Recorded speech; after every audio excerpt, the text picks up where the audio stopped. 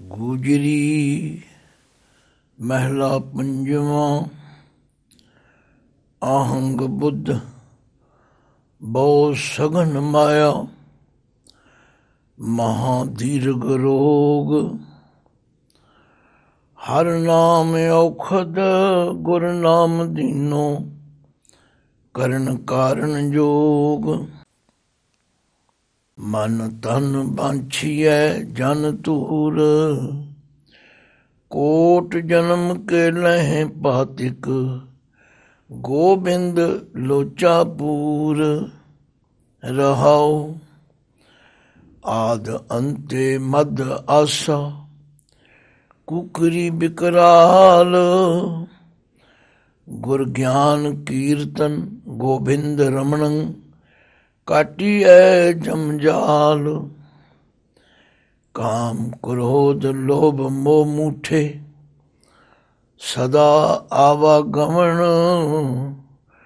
ਪ੍ਰਭ ਪ੍ਰੇਮ ਭਗਤ ਗੋਪਾਲ ਸਿਮਰਨ, ਮਿਟਤ ਜੋਨੀ ਭਵਨ। ਮਿੱਤਰ ਪੁੱਤਰ ਕਲਤਰ ਸੁਰ ਰਿਦ, ਤੀਨ ਤਾਪ ਜਲੰਤ। ਜਪ ਰਾਮ ਰਾਮਾ ਦੁਖ ਨਿਵਾਰੇ, ਮਿਲੇ ਹਰ ਜਨ ਸੰਤ। ਸਰਬ ਵਿਦ ਬ੍ਰਹਮ ਤੇ ਪੁਕਾਰੇ, ਕਤੈ ਨਾਹੀ ਛੋਟ। ਹਰ ਚਰਨ ਸ਼ਰਨ ਅਪਾਰ ਪ੍ਰਭ ਕੇ, ਦ੍ਰਿੜ ਗਹੀ ਨਾਨਕ ਓਟ। ਵਾਹਿਗੁਰੂ ਜੀ ਕਾ ਖਾਲਸਾ, ਵਾਹਿਗੁਰੂ ਜੀ ਕੀ ਫਤਿਹ।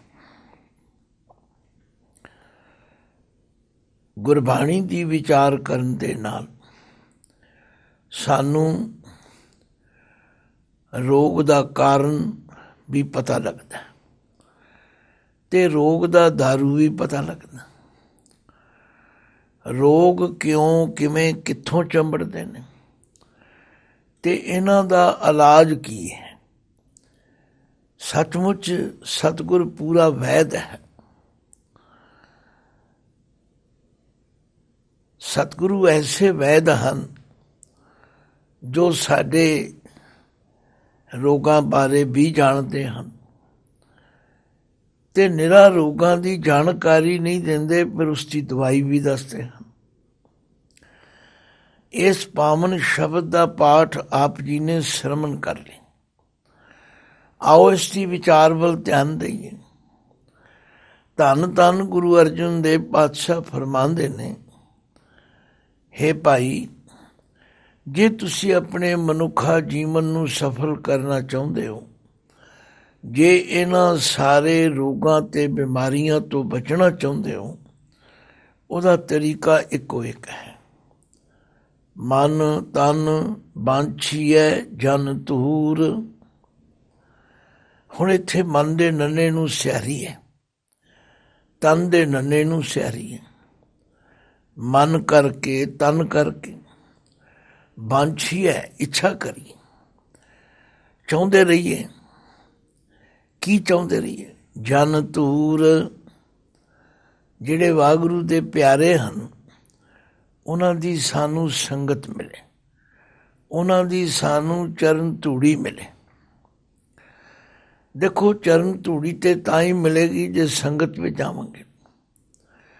ਇਸੇ ਲਈ ਗੁਰੂ ਪਾਤਸ਼ਾਹ ਨੇ ਫਰਮਾਇਆ, ਲੋਕ ਤੀਰਥਾਂ ਤੇ ਇਸ਼ਨਾਨ ਕਰਦੇ ਨੇ, ਤੁਸੀਂ ਭਾਈ ਗੁਰੂ ਸੰਗਤ ਵਿੱਚ ਇਸ਼ਨਾਨ ਕਰੋ।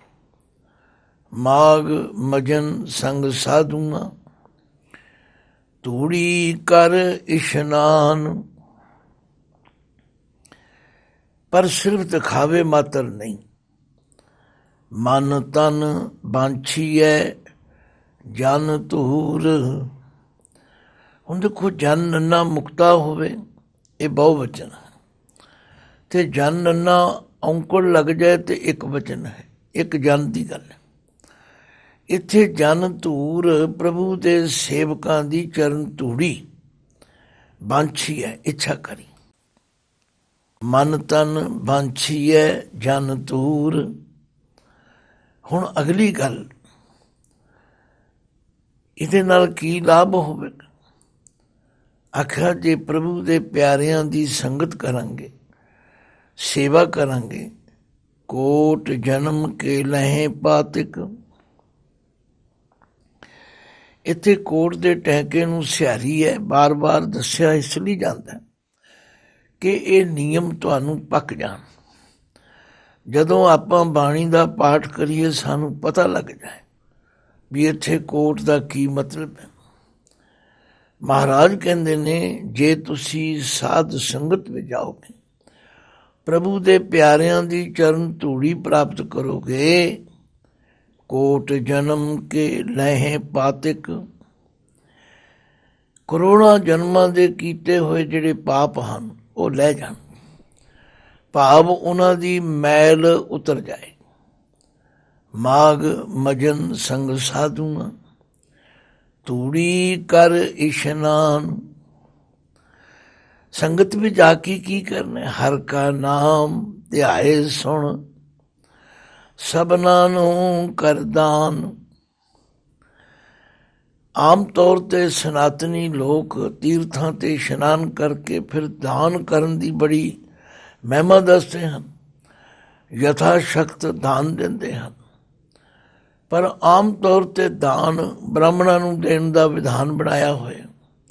ਗੁਰਮਤਿ ਕਹਿੰਦੀ ਨਹੀਂ, ਪਹਿਲਾਂ ਆਪ ਪਰਮਾਤਮਾ ਦਾ ਨਾਮ ਧਿਆਓ, ਸੁਣੋ, ਫਿਰ ਸਭਨਾਂ ਪ੍ਰਾਣੀਆਂ ਨੂੰ ਦਾਨ ਕਰੋ। ਬਸ ਐਸਾ ਇਸ਼ਨਾਨ, ਐਸਾ ਦਾਨ ਕੀ ਕਰੇਗਾ? ਜਨਮ ਕਰਮ ਮਲ ਉਤਰੈ, ਮਨ ਤੇ ਜਾਏ ਗੁਮਾਨ। ਜਨਮਾਂ ਜਨਮਾਂ ਦੇ ਕੀਤੇ ਹੋਏ ਪਾਪਾਂ ਦੀ ਮੈਲ ਉਤਰ ਜਾਏ। ਤੇ ਇਹਦੇ ਲਈ ਹਰ ਦਮ ਅਰਦਾਸ ਕਰੋ। ਅਸਲ ਵਿੱਚ ਸਾਡੇ ਵਿੱਚ ਸਵਾਲ ਕਰਨ ਦੀ ਜਗਿਆਸਾ ਬਹੁਤ ਹੈ। ਕਈ ਬੰਦਿਆਂ ਨੂੰ ਮੈਂ ਦੇਖਿਆ ਕਿ ਇੱਕ ਇੱਕ ਗੱਲ ਦੱਸੀ ਜਾਓ, ਫਿਰ ਇਹ ਕਿਵੇਂ ਜੀ, ਫਿਰ ਇਹ ਕਿਵੇਂ ਜੀ, ਫਿਰ ਇਹ ਕਿਵੇਂ ਜੀ। ਕਰਨਾ ਕਰਾਉਣਾ ਕੱਖ ਨਹੀਂ, ਬਸ ਕੰਨ ਰਸ ਕਰੀ ਜਾਣਾ। ਨਾ ਭਾਈ, ਗੁਰੂ ਕੀ ਬਾਣੀ ਕੰਨ ਰਸ ਨਹੀਂ ਹੈਗਾ। ਇਹ ਤਾਂ ਜੀਵਨ ਦੀ ਜਾਂਚ ਹੈ। ਇਹਨੂੰ ਸਮਝੀਏ, ਸੁਣੀਏ, ਫਿਰ ਮੰਨੀਏ, ਫਿਰ ਮਨ ਵਿੱਚ ਭਾਵ ਪ੍ਰੇਮ ਕਰੀਏ। ਤੇ ਜੇ ਤਿੰਨੇ ਕੰਮ ਕਰਾਂਗੇ ਤੇ ਦੁੱਖ ਪਰ ਹਰ, ਸੁੱਖ ਘਰ ਲੈ ਜਾਏ। ਦੁੱਖ ਦੂਰ ਹੋ ਜਾਣਗੇ, ਸੁੱਖ ਅੰਦਰ ਆ ਜਾਏ। ਇਹਦੇ ਲਈ ਸਾਨੂੰ ਹਮੇਸ਼ਾ ਉਸ ਵਾਹਿਗੁਰੂ ਅਕਾਲ ਪੁਰਖ ਦੇ ਚਰਨਾਂ ਵਿੱਚ ਅਰਦਾਸ ਕਰਨੀ ਚਾਹੀਦੀ। ਮਨ ਤਨ ਬਾਂਛੀਐ ਜਨ ਤੂਰ, ਕੋਟ ਜਨਮ ਕੇ ਲਹੇ ਪਾਤਿਕ। ਗੋਬਿੰਦ ਲੋਚਾ ਪੂਰ। ਇੱਥੇ ਗੋਬਿੰਦ ਸੰਬੋਧਨ ਹੈ। ਗੋਬਿੰਦ ਕੋਲੋਂ ਮੰਗ ਕਰਨੀ, ਹੇ ਗੋਬਿੰਦ, ਹੇ ਸਾਰੀ ਸ੍ਰਿਸ਼ਟੀ ਨੂੰ ਪਾਲਣ ਵਾਲੇ ਵਾਹਿਗੁਰੂ, ਸਾਡੀ ਲੋਚਾ ਪੂਰੀ ਕਰ ਦੇ। ਰਹਾਓ, ਇਹ ਹੁਣ ਸ਼ਬਦ ਦਾ ਕੇਂਦਰੀ ਭਾਵ ਹੈ। ਇਸੇ ਲਈ ਗੁਰਸਿੱਖ ਦੀ ਅਰਦਾਸ ਦਾ ਵਿਸ਼ਾ, ਵਸਤੂ, ਸਬਜੈਕਟ ਇਹੋ ਹੀ। ਸੱਚੇ ਪਾਤਸ਼ਾਹ ਜੇ ਤੁਠੇ ਹੋ ਤੇ ਉਹਨਾਂ ਨੂੰ ਮਿਲਾਓ ਜਿਨ੍ਹਾਂ ਦੇ ਦਰਸ਼ਨ ਕਰਕੇ ਸਾਡੇ ਅੰਦਰੋਂ ਭੈੜੇ ਵਿਚਾਰ ਖਤਮ ਹੋ ਜਾਣ। ਪਾਤਸ਼ਾਹ ਨੇ ਤੇ ਬੜਾ ਸੁੰਦਰ ਉਪਦੇਸ਼ ਕੀਤਾ, ਜਿਨ੍ਹਾਂ ਦੇ ਸੰਦੜਿਆਂ ਦੁਰਮਤ ਵੰਝੈ, ਮਿੱਤਰ ਸਾਡੜੇ ਸਈ। ਹਉ ਟੂਡੇਂਦੀ ਜਗ ਸਬਾਇਆ, ਜਨ ਨਾਨਕ ਵਿਰਲੇ ਗਈ। ਲਓ, ਇਸ ਰਹਾਉ ਦੀ ਪੰਕਤੀ ਅੰਦਰ ਗੁਰਦੇਵ ਨੇ ਸਾਰਾ ਨਿਚੋੜ ਇਕੱਠਾ ਕਰ ਦਿੱਤਾ। ਮਨ ਤਨ ਬਾਂਛੀਐ ਜਨ ਧੂਰ, ਕੋਟ ਜਨਮ ਕੇ ਲਹੇ ਪਾਤਿਕ। ਗੋਬਿੰਦ ਲੋਚਾ ਪੂਰ। ਹੁਣ ਇਸ ਨੂੰ ਸਮਝ ਕੇ ਅਮਲ ਵਿੱਚ ਲਿਆਉਣਾ ਹੈ। ਸਾਡੀ ਹਰ ਅਰਦਾਸ ਦਾ ਵਿਸ਼ਾ ਵਸਤੂ ਇਹੋ ਹੀ ਹੋਣਾ ਚਾਹੀਦਾ। हे प्रभु एक ते अपने सेवकां दी चरण धूड़ बख्शो, ये साडी लोचा पूरी कर दो, क्योंकि आहंग बुद्ध बहु सगन माया महा दीर्घ रोग। आहंग बुद्ध, बुद्ध दे धधे नूं सियारी है, बुद्धि विच अहंकार। याद रखो इस अहंकार ने मेरा तुहाडा बहुत नुकसान किया। भगत कबीर जी कहते हैं जदों तीकर ये मेरी मेरी नहीं मुकदी उदों तीकर साडा मन निमरता विच नहीं आ सकता। जब लग मेरी मेरी करे तब लग काज एक नहीं सरे। जब मेरी मेरी मिट जाए तब प्रभ काज सवारें आए। भगतां ने अपना अनुभव दस्या, जब हम होते तब तू नाही, अब तू ही मैं नाही। आहंग बुद्ध बहु सगन माया। सगन शब्द जिमें संगनी छां हुंदी है, इसे तरह ये जिहड़ी माया है इहदा पसारा भी बड़ा संगना है। एक पासों छुटोगे दूजे पासे फस जाओ, दूजे पासों तीजे पास। भाव किसे ना किसे पासों इसने अपना डंग मारना ही। ताही भगतां ने कहा नकटी को ठन गन बाडा डूं। ये जिहड़ी माया है नकटी, इहदा बाजा डूं डूं करके वज रहा, हर जगह ते वज रहा। सगल माहे नकटी का वासा, जिथे जाओ सब जगह माया की गल है। तो ये माया बड़ी संगनी रूप छाई हुई। आहंग बुद्ध बहु सगन माया महा दीर्घ रोग। दीर्घ रोग उस रोग नूं कहा जाता है जिहड़ा लंबा समा चले तथा जिसका इलाज मुश्किल हो। इसेरी पातशाह ने क्या होमै दीर्घ रोग है दारू भी इस माहे।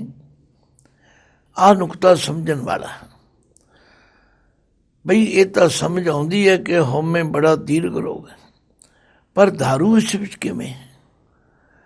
भाई ये होमे करदा भी मनुख दा मन है ते छड्डनी भी इसे ने, बाहरों नहीं किसी ने होना। देखो गुरु पातशाह किस तरीके नाल समझाउंदे। आहंग बुद्ध बहु सगन माया महा दीर्घ रोग। ये बड़ा भयानक रोग है। हुण अगली पंक्ति विच महाराज दसते ने हर नाम औखद गुर नाम दीनो करण कारण जोग। हुण इत्थे गुर दे रारे नूं सियारी है। जदों गुरु ने हरि दा नाम रूपी औखद दारू दे दिता, उस परमात्मा दे लड़ ला दिता, उस परमात्मा दा पल्ला फड़ा दिता। किहड़े परमात्मा दा? जिहड़ा करण कारण जोग, जिहड़ा सारे कारणां दे करन वाला, ਉਹਦੇ ਨਾਲ ਸਾਡਾ ਮੇਲ ਕਰਾ ਦਿੱਤਾ। तथा वो नाम दे दिता जिस नाम दे जपन करके साडी उस परमात्मा नाल सांझ बन जाए।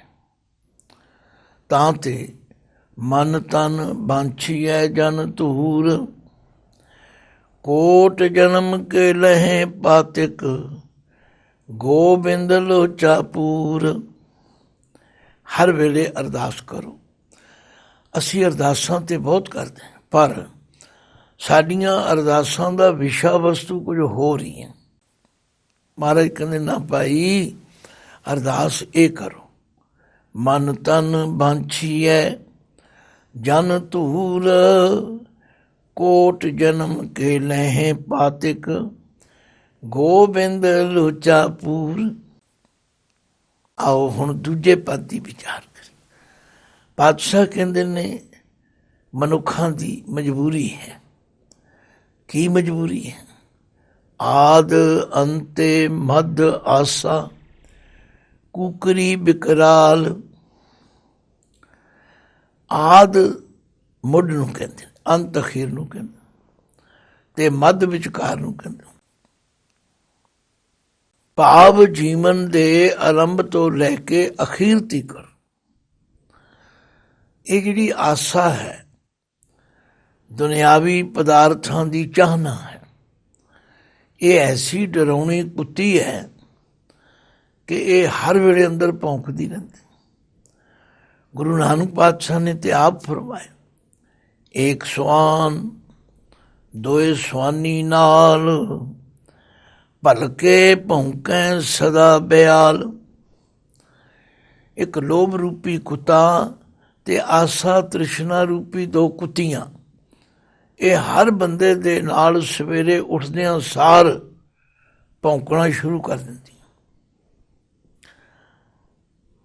ਆਖਿਆ ਏਕ ਸਵਾਨ ਦੋਏ ਸਵਾਨੀ ਨਾਲ, ਭਲਕੇ ਭੌਂਕੈ ਸਦਾ ਬਿਆਲ। ਫਿਰ ਇਹਨਾਂ ਨੂੰ ਚੁੱਪ ਕਰਾਉਣ ਵਾਸਤੇ ਬੰਦਾ ਕੀ ਕਰਦਾ? ਕੂੜ ਛੋਰਾ ਮੁੱਠਾ ਮੁਰਦਾਰ, ਧਾਨਕ ਰੂਪ ਰਾਹ ਕਰਤਾਰ। ਆਦ ਅੰਤੇ ਮਦ ਆਸਾ ਕੁਕਰੀ ਬਿਕਰਾਲ। ਦੇਖੋ, ਗੁਰਬਾਣੀ ਸ਼ੀਸ਼ਾ ਹੈ। ਜਿਵੇਂ ਸ਼ੀਸ਼ੇ ਵਿੱਚ ਅਸੀਂ ਆਪਣਾ ਮੂੰਹ ਦੇਖਦੇ ਹਾਂ, ਇਸੇ ਤਰ੍ਹਾਂ ਗੁਰਬਾਣੀ ਵਿੱਚੋਂ ਅਸੀਂ ਆਪਣਾ ਆਪ ਦੇਖੀਏ। ਹੈ ਗੱਲ ਠੀਕ? ਸਾਹਸ ਖਟੇ ਲੱਖ ਕੋ ਉਠ ਧਾਵੇ, ਤ੍ਰਿਪਤ ਨ ਆਵੇ ਮਾਇਆ ਪਾਛੈ ਪਾਵੇ। ਬਿਨਾ ਸੰਤੋਖ ਨਹੀਂ ਕੋ ਰਾਜੈ, ਸੁਪਨ ਮਨੋਰਥ ਬਿਰਥੇ ਸਭ ਕਾਜੈ।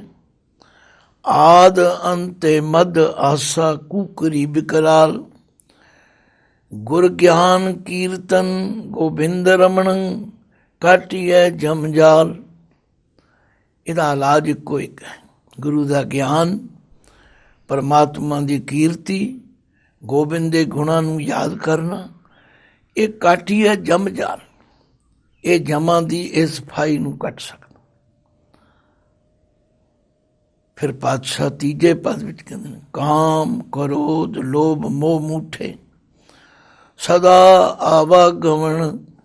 ਜਿਹੜੇ ਮਨੁੱਖ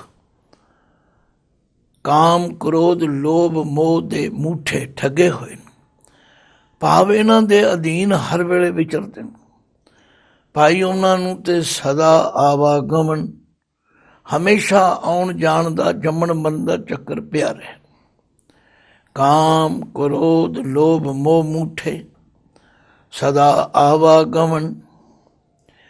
ਪ੍ਰਭ ਪ੍ਰੇਮ ਭਗਤ ਗੋਪਾਲ ਸਿਮਰਨ, ਮਿਟਤ ਜੋਨੀ ਭਵਨ। ਪ੍ਰਭੂ ਦੇ ਨਾਮ ਨਾਲ ਪ੍ਰੇਮ ਕਰੋ, ਪ੍ਰੇਮਾ ਭਗਤੀ ਕਰੋ, ਗੋਪਾਲ ਦਾ ਸਿਮਰਨ ਕਰੋ। ਇਸ ਦਵਾਈ ਦੀ ਵਰਤੋਂ ਨਾਲ ਮਿਟਤ ਜੋਨੀ ਭਵਨ, ਇਹ ਜਿਹੜਾ ਜੋਨੀਆਂ ਦਾ ਚੱਕਰ ਹੈ, ਇਹ ਜਿਹੜਾ ਜੰਮਣ ਮਰਨ ਦਾ ਭਾਉਣਾ ਗੇੜਾ ਪਿਆ ਹੋਇਆ, ਇਹ ਮਿਟ ਸਕੇ। ਫਿਰ ਪਾਤਸ਼ਾਹ ਚੌਥੇ ਪਦ ਵਿੱਚ ਕਹਿੰਦੇ, ਮਿੱਤਰ ਪੁੱਤਰ ਕਲਤਰ ਸੁਰ ਰਿੱਧ, ਤੀਨ ਤਾਪ ਜਲੰਤ। ਕਿਸੇ ਨੂੰ ਵੇਖ ਲਓ, ਚਾਹੇ ਕੋਈ ਮਿੱਤਰ ਹੈ, ਚਾਹੇ ਕੋਈ ਪੁੱਤਰ ਹੈ, ਚਾਹੇ ਕਲਤਰ ਇਸਤਰੀ ਹੈ, ਤੇ ਚਾਹੇ ਸੁਰ ਰਿੱਧ। ਉਹ ਮਿੱਤਰ ਜਿਹੜੇ ਸੁਹਿਰਦ ਨੇ, ਬਹੁਤ ਚੰਗੇ ਪਿਆਰੇ, ਦਿਲੋਂ ਪਿਆਰ ਕਰਨ ਵਾਲੇ, ਕਹਿੰਦੇ ਸਾਰੇ ਹੀ ਇਹਨਾਂ ਤਿੰਨਾਂ ਤਾਪਾਂ ਵਿੱਚ ਸੜ ਰਹੇ। ਇਹ ਆਦ ਬਿਆਦ ਉਪਾਦ ਸਭ ਨੂੰ ਚੰਬੜੇ ਹੋਏ। ਇਹਨਾਂ ਵਿੱਚ ਫਸੇ ਰਹੋਗੇ ਤੇ ਸਾਨੂੰ ਵੀ ਚੰਬੜੇ ਰਹਿਣ। ਮਿੱਤਰ ਪੁੱਤਰ ਕਲਤਰ ਸੁਰ ਰਿੱਧ, ਤੀਨ ਤਾਪ ਜਲੰਤ। ਜਪ ਰਾਮ ਰਾਮਾ ਦੁਖ ਨਿਵਾਰੇ, ਮਿਲੇ ਹਰ ਜਨ ਸੰਤ। ਆਖਿਆ ਜੇ ਹਰੀ ਦੇ ਜਨ, ਜਿਨ੍ਹਾਂ ਨੂੰ ਸੰਤ ਗੁਰਮੁਖ ਮਹਾਂਪੁਰਖ ਕਿਹਾ ਜਾਂਦਾ, ਉਹ ਆਪ ਰਾਮ ਨਾਮ ਜਪਦੇ ਨੇ। ਉਹਨਾਂ ਦੀ ਸੰਗਤ ਵਿੱਚ ਜਾ ਕੇ ਅਸੀਂ ਜਦੋਂ ਰਾਮ ਰਾਮ ਜਪਾਂਗੇ, ਜਪ ਰਾਮ ਰਾਮਾ ਦੁੱਖ ਨਿਵਾਰੇ, ਮਿਲੇ ਹਰ ਜਨ ਸੰਤ। ਭਾਵ ਗੁਰਮੁਖਾਂ ਦੀ ਸੰਗਤ ਵਿੱਚ ਮਿਲ ਕੇ ਜਦੋਂ ਰਾਮ ਰਾਮ ਰਾਮ ਰਾਮ ਦਾ ਸਿਮਰਨ ਕਰਾਂਗੇ ਤੇ ਇਹ ਦੁੱਖ ਕੱਟੇ ਜਾਣ। ਲਓ ਅਖੀਰ ਵਿੱਚ ਮਹਾਰਾਜ ਫਰਮਾਉਂਦੇ ਨੇ, ਸਰਬ ਵਿਦ ਬ੍ਰਹਮ ਤੇ ਪੁਕਾਰੇ, ਕਤੈ ਨਾਹੀ ਛੋਟ। ਸਰਬ ਵਿਦ, ਅਨੇਕਾਂ ਤਰੀਕਿਆਂ ਨਾਲ ਲੋਕ ਭਰਮ ਰਹੇ ਨੇ, ਹਾਏ ਹਾਏ ਕਰ ਰਹੇ ਨੇ, ਅਸੀਂ ਬੜੇ ਦੁਖੀ ਹਾਂ ਜੀ। ਮੈਂ ਤੇ ਅਸਰਜ ਹੋ ਜਾਣਾ। ਫੋਨ ਤੇ ਇਸ ਲਈ ਸੁਣੀਦਾ ਵੀ ਕੋਈ ਗੁਰਬਾਣੀ ਦੀ ਗੱਲ ਪੁੱਛੇਗਾ, ਪਰ 100 ਵਿੱਚੋਂ 95% ਫੋਨ ਮਿਲਾਉਂਦਿਆਂ ਸਾਰ ਮੈਂ ਬੜਾ ਦੁਖੀ ਹਾਂ ਜੀ, ਮੈਂ ਬੜੀ ਦੁਖੀ ਹਾਂ ਜੀ, ਬਸ। ਪਰ ਦੁੱਖ ਦਾ ਕਾਰਨ ਕੀ ਹੈ, ਗੁਰਬਾਣੀ ਨੂੰ ਵਿਚਾਰ ਕੇ ਦੇਖੋ। ਮਹਾਰਾਜ ਕਹਿੰਦੇ ਨੇ ਯਾਦ ਰੱਖੋ, ਕਹੀ ਜਾਓ ਅਸੀਂ ਦੁਖੀ ਹਾਂ, ਕੀ ਬਣੇਗਾ। ਸਰਬ ਵਿਦ ਬ੍ਰਹਮ ਤੇ ਪੁਕਾਰੇ, ਕਤੈ ਨਾਹੀ ਛੋਟ। ਕਿਸੇ ਵੀ ਤਰੀਕੇ ਨਾਲ ਛੁਟਕਾਰਾ ਨਹੀਂ ਹੋ ਸਕਦਾ। ਇਹ ਦੁੱਖ ਸਾਡੇ ਸਹੇੜੇ ਹੋਏ ਔਰ ਇਹਨਾਂ ਨਾਲ ਸਾਰਾ ਸੰਸਾਰ ਦੁਖੀ। ਬਾਬਾ ਜੀ ਨੇ ਤੇ ਕਿਹਾ ਹੈ ਕਿ ਨਾਨਕ ਦੁਖੀਆ ਸਭ ਸੰਸਾਰ। ਸਰਬ ਵਿਦ ਬ੍ਰਹਮ ਤੇ ਪੁਕਾਰੇ, ਕਤੈ ਨਾਹੀ ਛੋਟ। ਹਰ ਚਰਨ ਸ਼ਰਨ ਅਪਾਰ ਪ੍ਰਭ ਕੇ, ਦ੍ਰਿੜ ਗਈ ਨਾਨਕ ਓਟ। ਨਾਨਕ ਜੀ ਫਰਮਾਉਂਦੇ ਨੇ, ਮੈਂ ਤੇ ਉਸ ਹਰੀ ਦੇ ਚਰਨ ਸ਼ਰਨ ਵਿੱਚ ਆ ਗਿਆ। ਉਹ ਪ੍ਰਭੂ ਜੋ ਅਪਾਰ ਹੈ, ਜਿਸ ਦਾ ਪਾਰਾਵਾਰ ਨਹੀਂ ਪਾ। ਦ੍ਰਿੜ ਗਈ ਨਾਨਕ ਓਟ। ਦ੍ਰਿੜ ਦਾ ਮਤਲਬ ਹੈ ਪੱਕੀ ਕਰਕੇ ਗਹਿ ਲਈ, ਉਸ ਪਰਮਾਤਮਾ ਦੀ ਓਟ ਪਕੜ ਲਈ। ਬਾਬਾ ਨਾਨਕ ਜੀ ਨੇ ਕਮਾਲ ਕਰਤੀ, ਕਹਿੰਦੇ ਦੋਏ ਪੁੜ ਚੱਕੀ ਜੋੜ ਕੇ, ਪੀਸਣ ਆਏ ਬਹਿਠ। ਜੋ ਦਰ ਰਹੇ ਸੋਬਰੇ, ਨਾਨਕ ਅਜਬ ਡਿਠ। ਆਖਿਆ ਧਰਤੀ ਤੇ ਅਸਮਾਨ ਦੋ ਚੱਕੀ ਦੇ ਪੁੜ ਹਨ। ਅਸੀਂ ਸਾਰੇ ਜੀਵ ਦਾਣਿਆਂ ਵਾਂਗੂ ਪਿਸ ਰਹੇ, ਪਰ ਜਿਹੜੇ ਜੀਵ ਪਰਮਾਤਮਾ ਦੀ ਸ਼ਰਨ ਵਿੱਚ ਆ ਜਾਣਗੇ, ਜਿਹੜੇ ਦਾਣੇ ਕਿੱਲੀ ਨਾਲ ਲੱਗ ਜਾਣਗੇ, ਉਹ ਪੁੜਾਂ ਦੀ ਮਾਰ ਤੋਂ ਬਚਣ। ਲਓ ਗੁਰੂ ਕੇ ਸ਼ਬਦ ਦੀ ਵਿਚਾਰ ਦਾ ਨਿਚੋੜ ਇਹ ਹੈ, ਮਨ ਤਨ ਬਾਂਛੀਐ ਜਨ ਧੂਰ। ਕੋਟ ਜਨਮ ਕੇ ਲਹੇ ਪਾਤਿਕ, ਗੋਬਿੰਦ ਲੋਚਾ ਪੂਰ। ਵਾਹਿਗੁਰੂ ਜੀ ਕਾ ਖਾਲਸਾ, ਵਾਹਿਗੁਰੂ ਜੀ ਕੀ ਫਤਿਹ।